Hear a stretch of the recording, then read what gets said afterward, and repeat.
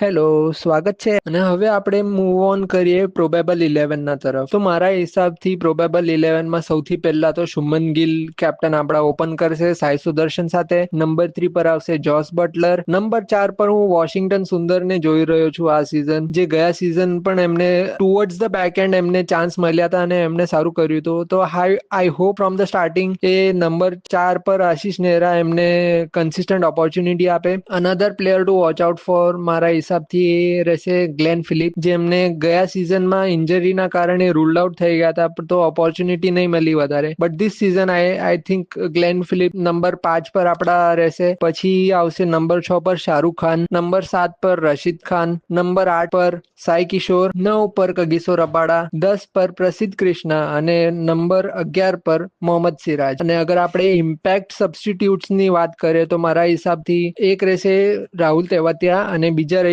અશોક શર્મા. એમની ડેથ બોલિંગના સાથે રેટિંગ તરફથી વાત કરું તો હું આ સ્ક્વોડને 7 અંક આપીશ 10 માંથી.